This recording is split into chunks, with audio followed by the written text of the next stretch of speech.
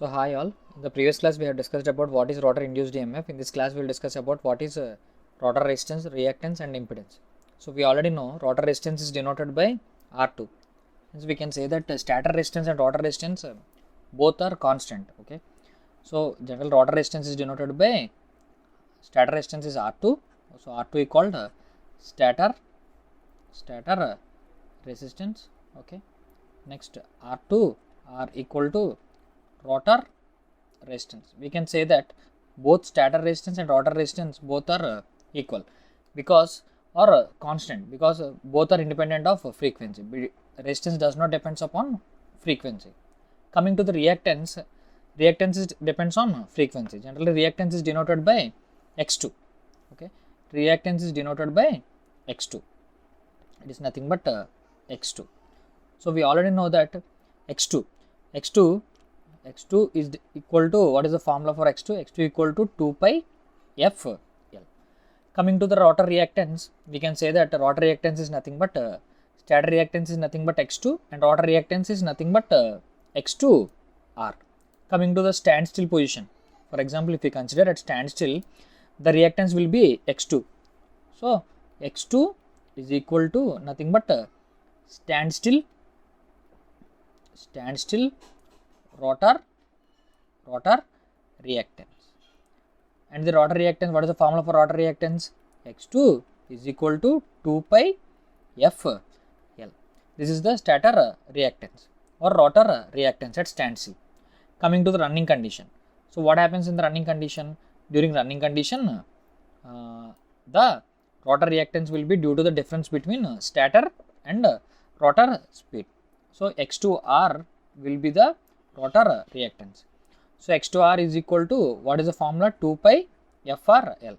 We can clearly state that rotor reactance always x2 is always directly proportional to frequency, right? So F is the nothing but standstill frequency. FR is nothing but running frequency. So this is the equation, we can state it as equation 1 and this one as equation 2. So divide equation 1, so divide equation 2 by 1. So we can clearly term that x2R, so divide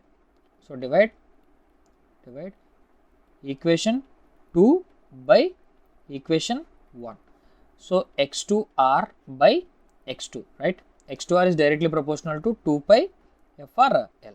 So F is nothing but stator frequency. F is nothing but what is this stator frequency? FR is nothing but rotor frequency. We already derived this formula for both stator and rotor frequency. So x2 is nothing but 2 pi FL. So coming to this 2 pi and 2 pi gets cancelled, L and L both gets cancelled. So x2R by x2, right? x2R by x2 is equal to FR by F. So we already know that FR by F. We already know that what is the formula for rotor frequency. What is the formula for rotor frequency? FR. What is the formula for rotor frequency? FR equal to S into F, right? We already derived this formula. How? So FR equal to nothing but S into F. So F can be written like this. How the F can be written? So F equal to, or S can be written like this. S equal to FR by F, right? S equal to FR by F. So look at this equation FR by F. Hence this equation can be replaced by using slip. So x2R by x2 is equal to slip. And now x2R equal to, what is the formula? x2R equal to, what is the formula? x2R equal to S into x2.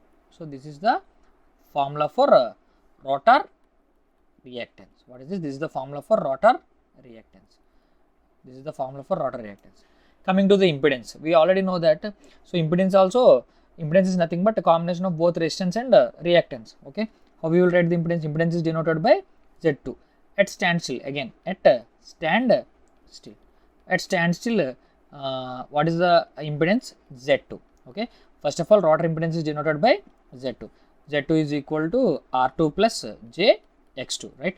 So this is the imaginary term, hence to find the magnitude we will use this formula Z2 equal to square root of R2 square plus x2 square. this is nothing but impedance at standstill or stator impedance. What is this? Stator impedance or impedance of rotor at standstill. What is this? Impedance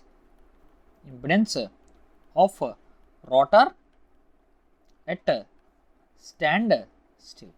At standstill condition, there will be no rotor speed.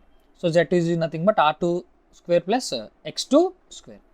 Coming to the at running condition. What is this? At running condition. Let it be terming as at running condition or at okay, 1 second. So it will be at running condition. Okay, at running condition. What happens in the running condition? During the running condition, okay, during the running condition, the impedance will be Z2R. Z2R is nothing but R2R plus JX2R. We know that both rotor resistance and rotor resistance of both stator and rotor are same. Stator and rotor are independent of frequency or independent of slip. We can state it both. So independent of frequency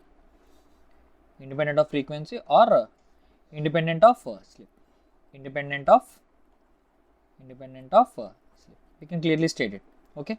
So now coming to the Z2R, again Z2R can be written like this. Z2R equal to nothing but R2R or both are same. Okay. We can state that R2 square plus X2R whole square. Right. So Z2R is nothing but X2R. We already know that what is the reactance formula. Already we have derived on the upside. Okay. So coming to the X2R formula, X2R is equal to SX2. Already we have derived this condition, how it will be. This is nothing but rotor reactance. Now coming to the formula, Z2R is equal to square root of R2 square plus SX2 whole square. So this is the formula for rotor. What is this? This is the formula for rotor. This is the formula for rotor impedance. So we have derived two formulas. What is the stator impedance and rotor impedance? So stator impedance, what is the formula for stator impedance? Stator impedance is nothing but stator impedance impedance. What is the stator impedance? Stator impedance is denoted by Z2.